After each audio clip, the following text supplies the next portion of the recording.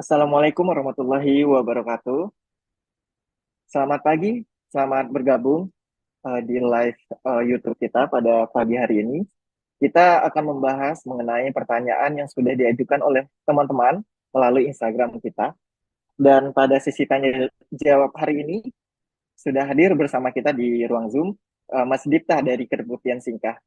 Selamat pagi Mas, selamat bergabung di ruang Zoom. Siap, selamat pagi Mas. Baik, karena kita memiliki keterbatasan waktu, mungkin kita akan langsung saja ke pertanyaan pertama ya, Mas. Dari teman-teman sudah menanyakan beberapa kalau secara sistemnya, kalau mereka ikut mendaftar, apakah akan tertolak di sistem atau bagaimana? Silakan Mas Dipta.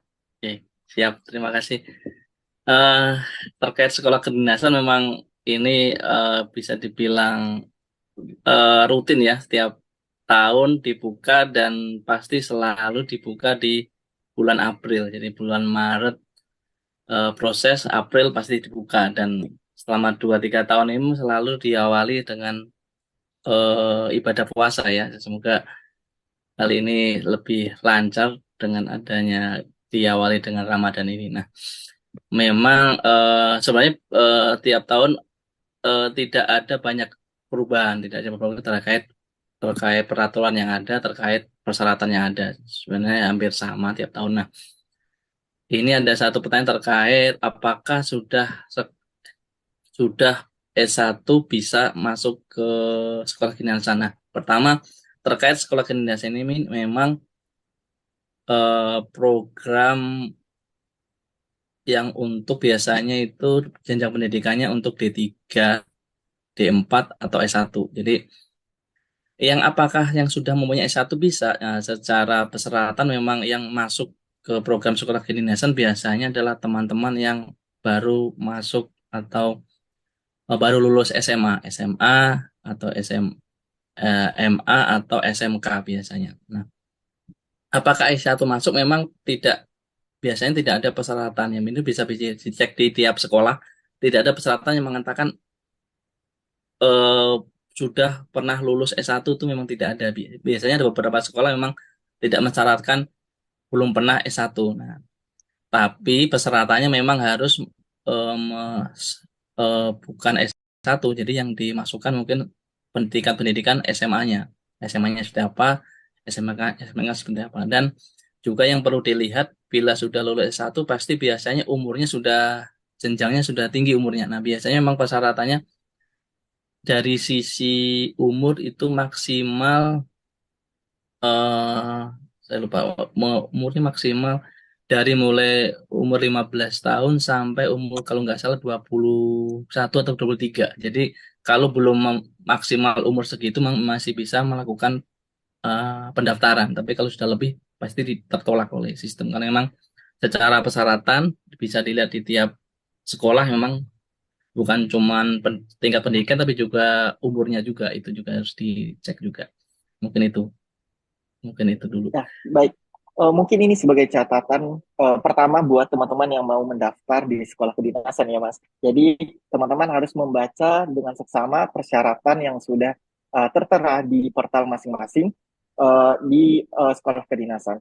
Dan selanjutnya mungkin kita ke pertanyaan kedua. Ini pertanyaan yang cukup banyak juga diajukan, Mas, terkait dengan pembiayaan. Mungkin di sini kita Iya. lebih ke pembiayaan ujiannya. Nah, Oh, bisa dijelaskan, Mas?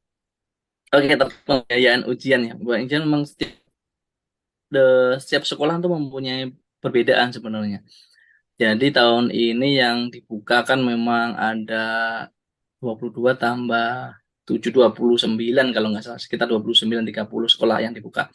Setiap sekolah mempunyai pembiayaan yang berbeda-beda. Nah, yang utama yang pasti pasti setiap sekolah setiap pelamar harus membayar sekitar 50.000 untuk pendaftaran ujian CAT nanti. Nanti setelah setelah melakukan proses pendaftaran di SSCN Diktin Sekolah Kedinasan, lulus administrasi, nanti bisa melakukan ujian CAT dan itu pasti membayar 50.000. Tapi apakah semua sekolah seperti itu? Nah, tidak.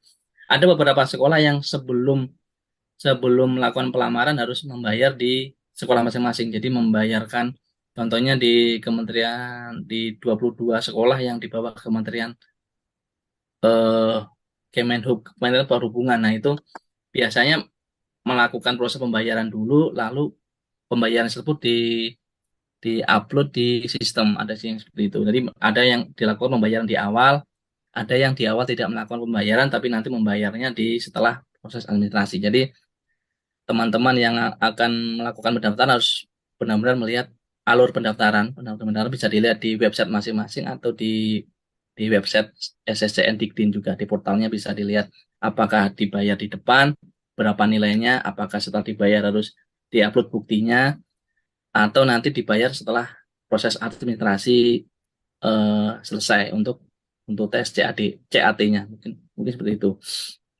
Ya, sekali lagi ini menjadi informasi penting dan catatan untuk teman-teman ya.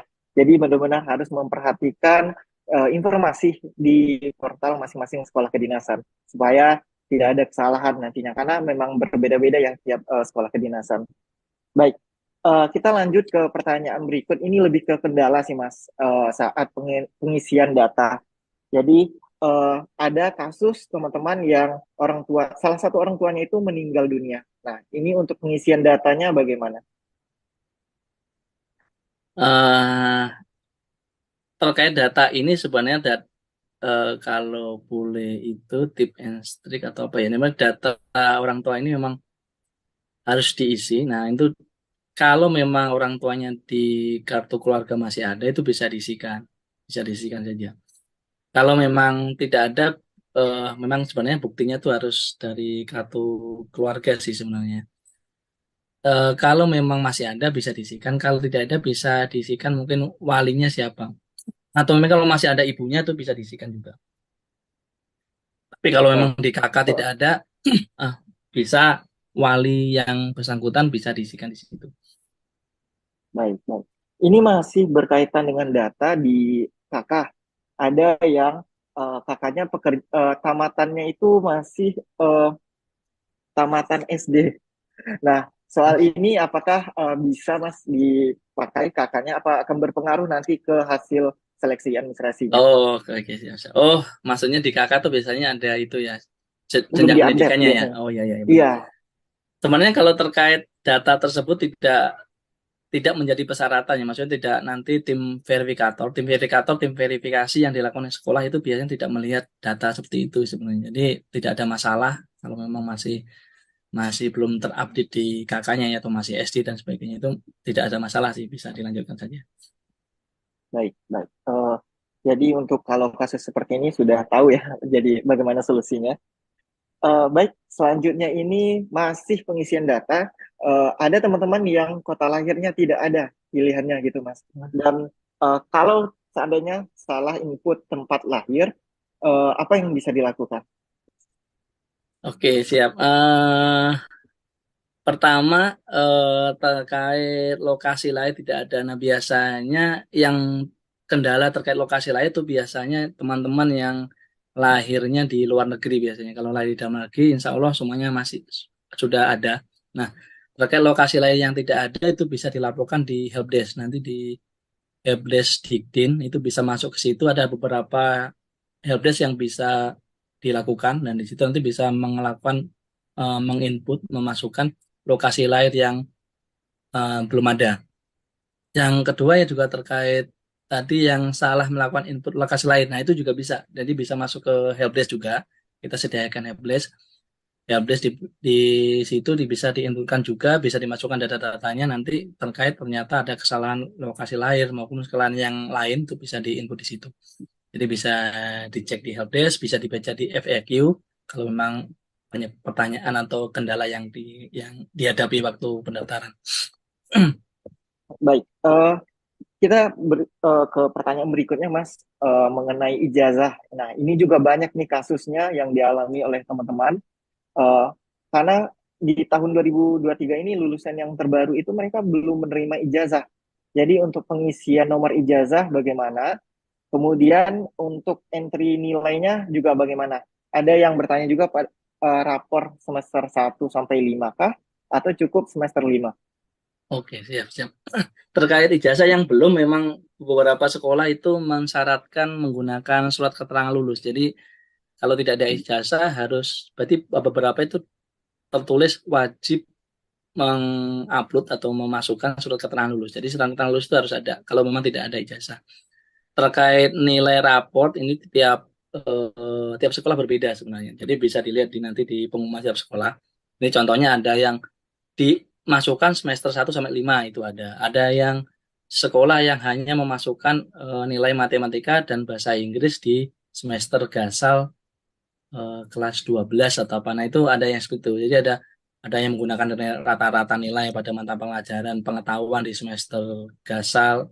Ya, contohnya ini di sekolah teknik intelijen di STIN itu semester 1 dan 5 harus dimasukkan. Kalau yang di contohnya di STIS, matematika, bahasa Inggris, di semester gasal dimasukkan. Jadi hanya 2 mata pelajaran itu. Nah, di STAN contohnya itu harus rata-rata mata pelajaran pengetahuan di semester gasal dan genap di kelas 10 dan 11 dan semester gasal di kelas 12. Jadi harus dilihat pada beberapa yang semuanya dimasukkan, ada hanya matematika bahasa Inggris, ada nilai rata-rata di tahun 2023, nilai rata-rata mata pelajaran apa yang itu harus ya dilihat di pengumumannya. Nanti di portal Diktin itu ada di website di informasi. Nah, itu ada daftar daftar instansi, ada 8 instansi. Nah, itu bisa di-download pengumuman-pengumuman terkait itu. Jadi bisa dibaca apakah dimasukkan semua atau hanya beberapa mata pelajaran saja. Nah, itu bisa dilihat. Baik, informasinya sudah ada di sana ya Mas. Jadi tetap Siap, harus baca terlebih dahulu. siap. Eh, Kemudian untuk ijazah tadi, kalau belum memiliki ijazah kan penggantinya SKL. Tapi ada SKL. teman-teman yang kasusnya itu SKL-nya baru diterima setelah bulan April. Sedangkan deadline-nya itu kan 30 April nih Mas. Apakah Nah, bisa menggunakan surat keterangan dari sekolah saja? itu kalau kalau memang melihat dari pengumuman instansi memang sebenarnya itu tertulis wajib dengan SKL sebenarnya sih. Tetapi apakah bisa dengan surat keterangan sekolah lain mungkin, nah itu kalau saya pertama bisa ditanyakan langsung ke helpdesk di sekolahnya yang mau menuju kemana. Kalau menuju ke sekolah, contoh sekolah mungkin di mana ke Poltekkip atau Poltekim contohnya, bisa nanti eh, bisa bertanya ke call center sana apakah bisa menggunakan surat keterangan lain selain surat keterangan lulus itu. Tapi kalau saya lihat di pengumuman biasanya semuanya tertulis ada tulisan wajib dengan surat keterangan lulus dengan SKL sih. Jadi apakah langsung bisa dicoba dengan upload itu, ya saya kira monggo saja, nanti kita lihat apakah verifikator tiap sekolahnya itu akan meluluskan atau tidak. Tapi kalau memang mau ya ditanyakan dulu ke call centernya sih. Itu sih mungkin. Baik. Selanjutnya ini mengenai penentuan titik lokasi ujian, Mas. Jadi ada yang mengalami ke error gitu. Nah, setelah memilih kembali tidak bisa. Apakah nanti bisa memilih kembali apa gimana, Mas? Titik lokasi, oke, titik lokasi harusnya memang dipilih di awal ya semuanya titik lokasi itu. Error, nah Baik. itu harus kita lihat apakah errornya seperti apa. Nah, tapi biasanya memang harus dipilih di awal nanti karena ke depan nanti apakah tes di lokasi CAT yang mana. Tapi kalau memang error biasanya nanti kalau setelah lulus administrasi akan ada komunikasi dengan sekolah kedinasannya akan dipilih kemana itu nanti untuk set lokasi tesnya di mana. Ya. Berikutnya ini masih terkait error, Mas. Jadi saat pengecekan identitas itu mengalami error dengan kode 5500. Nah, ini solusinya gimana, Mas? Soalnya data mereka setelah konsolidasi di Dukcapil, data mereka ada di server pusat. Oke, siap, siap. Biasanya terkait Galat 500 memang ada indikasi biasanya nomor nomor KTP dan KK itu tidak sesuai waktu dicek dilakukan di Dukcapil. Dari sistem sekolah kedinasan di Diktin ini melakukan pengecekan di Dukcapil ternyata berbeda biasanya seperti itu. Atau ada lagi ada beberapa kendala terkait 500. Tapi kebanyakan memang Galat 500 itu terjadi karena proses biasanya karena kesibukan proses mungkin banyak yang sedang melakukan akses biasanya seperti itu. Jadi bisa dilakukan mungkin di refresh dulu atau mungkin dibuka buka lagi untuk beberapa saat lagi, dicoba lagi, karena biasanya itu mungkin lagi rame lah, trafiknya lagi banyak untuk makan ke situ, jadi bisa dicek lagi. Kalau terkait tadi mungkin saya sebutkan nomor ada keterangan error nomor KTP kakak tidak sesuai dengan data Dukcapil, itu bisa juga masuk ke helpdesk nanti. Nanti bisa dilihat di helpdesk Iktin untuk dilaporkan juga itu hal yang tidak sesuai itu. Selain juga nanti dilakukan perubahan di Dukcapilnya. Mungkin itu, Mas. Baik, baik Mas. Berikut ini pertanyaan yang ditulis langsung oleh teman-teman melalui YouTube kita. Jadi untuk swafoto selfie. Nah, yang tanpa memegang KTP itu ketentuannya landscape apa potret? Nah, Sebenarnya di kami tidak ada ketentuan ya apakah landscape atau portrait ya. Yang penting sebenarnya wajahnya terlihat, selfie KTP-nya terlihat sama kartu informasi akunnya terlihat, itu aja sih sebenarnya.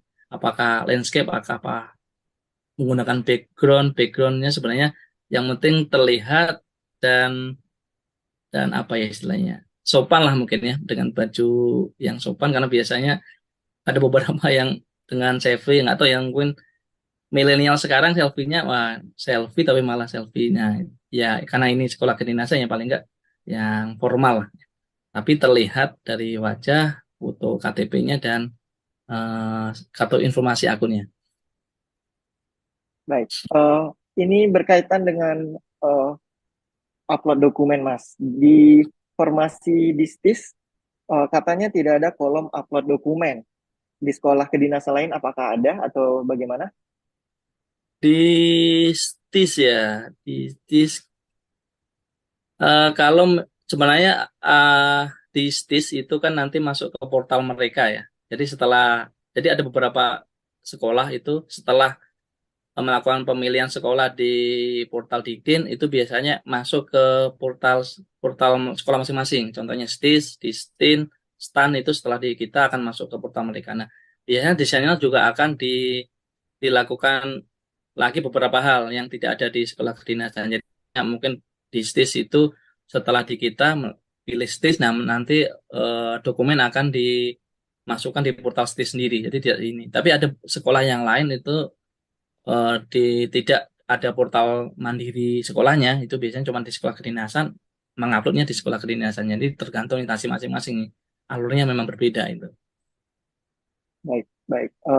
Berikutnya ini kita kembali ke pengisian tempat lahir, Mas. Ada yang salah isi tempat lahir, ditulis tanggal lahir.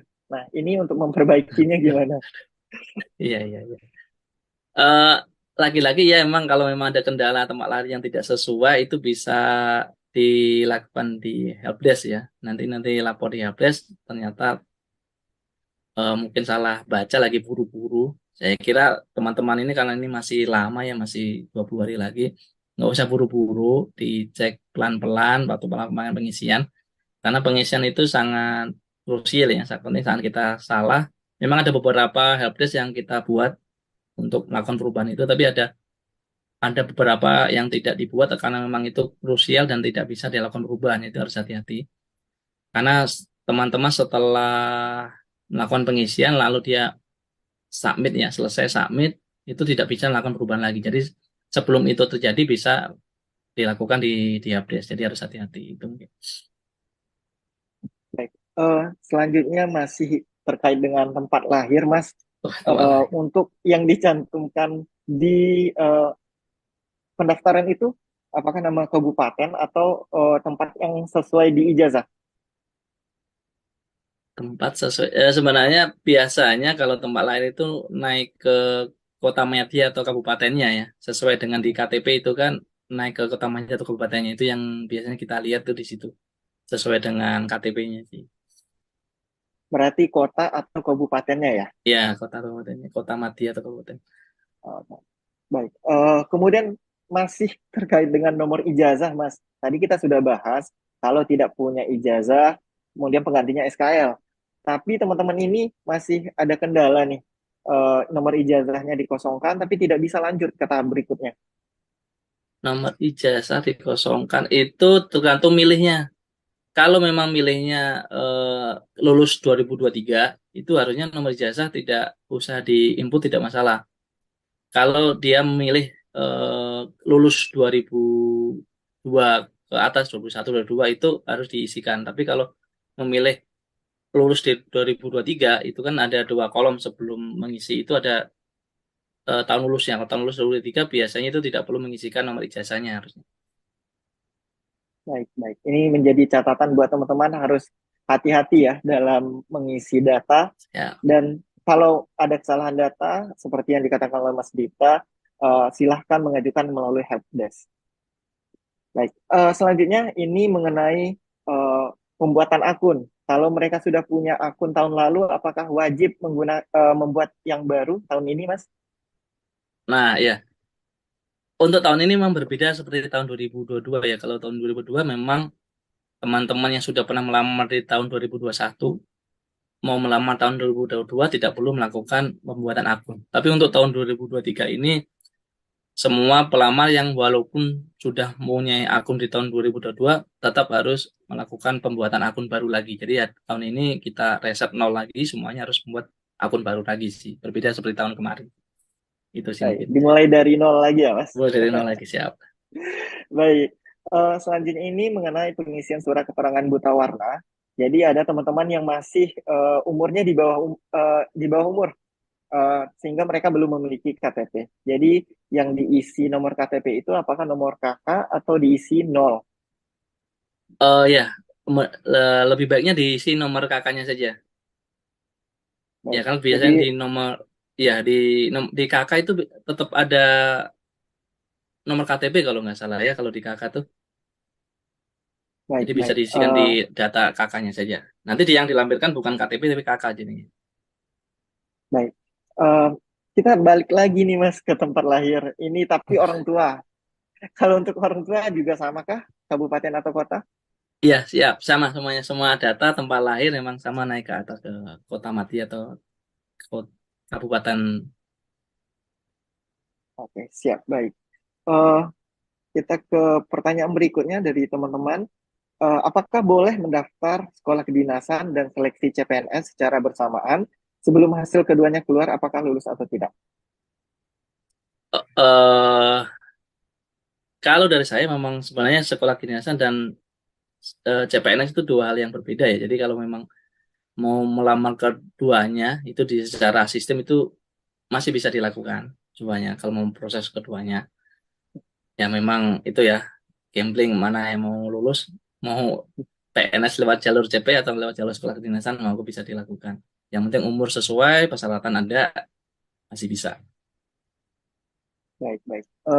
Ini berkaitan dengan pendaftaran, Mas. Email ketika membuat akun, apakah boleh berbeda dengan email tahap resume terakhir? Karena otomatis kedaftarnya email yang lama. Maksudnya gimana nih?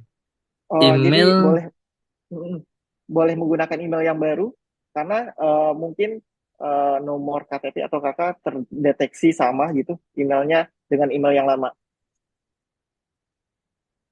email oh email nggak masalah nggak ada masalah sih email dengan nomor KK dan KTP sebenarnya email itu nanti kan untuk proses biasanya kalau ada pengumuman administrasi nantinya mungkin bisa nanti dari sekolahnya akan mengirimkan lewat email atau lewat WA biasanya. Jadi itu Jadi, tidak tidak harus pasti akan dikirimkan ke email, tapi ada beberapa sekolah yang kadang mengirimkan berita terkait informasi nanti pembayaran. Itu bisa dilakukan biasanya dengan email. Dan memang emailnya harus yang emailnya aktif sih, tapi tidak ada masalah apakah berbeda atau tidak itu tidak ada masalah. baik, baik. Ini mengenai help desk, Mas. Jadi ada beberapa teman-teman yang mengalami kendala, sudah melapor gitu. Nah, yang melapor ke helpdesk ini dijawabnya berapa lama, Mas? Karena sudah 5 hari nih belum ada jawaban gitu. Oh siap, ya oke.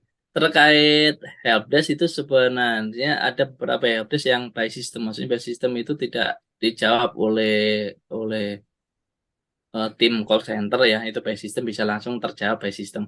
Tapi ada beberapa SDF yang memang eh, harus dijawab oleh tim ya. Nah, untuk itu memang memang mungkin bisa teman-teman bisa melakukan progres melihat di ada progres monitoring helpdesk ya, di situ bisa dilihat sampai mana prosesnya, apakah masih diproses atau tidak, atau kadang memang sudah terjawab, contohnya mungkin lokasi lahir belum nih, lalu dilaporkan tapi ternyata by sistem sudah dilakukan. Nah, itu bisa dicek juga langsung ke sistemnya apakah sudah dilakukan atau belum, itu bisa dicek. Baik, baik. Eh, Mungkin itu pertanyaan terakhir ya Mas dari sesi ini.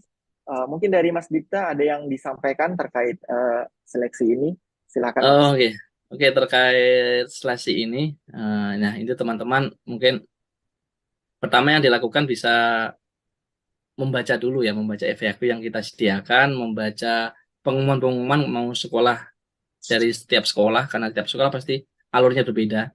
Bisa dilihat alurnya di portal Diktin, bisa dilihat nanti di situ juga daftar instansinya, bisa di-download juga pengumuman-pengumumannya. Di situ juga tercantum call center tiap sekolah berbeda-beda kalau memang sekolah di mana. Ada sosial media juga dan semuanya sudah tersediakan, itu bisa tinggal di apa ya, ya dibaca, ditelusuri. Yang kedua terkait pengisian, nah itu teman-teman jangan buru-buru untuk melakukan pengisiannya, mungkin bisa hati-hati dibaca dulu biar tidak terjadi kesalahan, karena memang prosesnya semuanya by sistem nantinya. Jadi apapun yang diisikan itu yang akan dilakukan verifikasi oleh tim verifikator tiap sekolah. Nanti kalau memang terjadi kesalahan sendiri ataupun apa, itu ya harus hati-hati. Berikutnya mungkin terkait setiap pengumuman nanti apakah kelulusan administrasi dan sebagainya itu ada di login masing-masing. Jadi teman-teman nanti tinggal login saja, kalau memang prosesnya sudah selesai sampai mana itu bisa dicek sendiri di login masing-masing. Mungkin itu dari saya, Mas Harir. Baik, terima kasih Mas. Ini menjadi catatan tersendiri buat teman-teman yang akan mendaftar. Jadi benar-benar harus membaca dan memperhatikan seksama ya persyaratan bisa di dikdin.bkn.go.id atau Ya, portal di masing-masing sekolah di kedinasan. Baik, sekali lagi saya ucapkan terima kasih Mas Dipta sudah hadir menjawab pertanyaan-pertanyaan dari teman-teman. Untuk sesi hari ini kita mungkin cukup dan kita akan lanjutkan di sesi berikutnya. Jadi buat teman-teman yang akan mengajukan pertanyaan silahkan melalui kolom komentar di postingan khusus sesi tanya jawab di Instagram kita, dan juga nanti bisa mengajukan di live YouTube ataupun live Instagram nantinya di sesi berikutnya. Terima kasih teman-teman, terima kasih Mas Dita. Saya Syahril selaku moderator hari ini. Mohon maaf jika ada kesalahan dan kekurangan. Sesi ini saya tutup. Wassalamualaikum warahmatullahi wabarakatuh. Waalaikumsalam. Masih.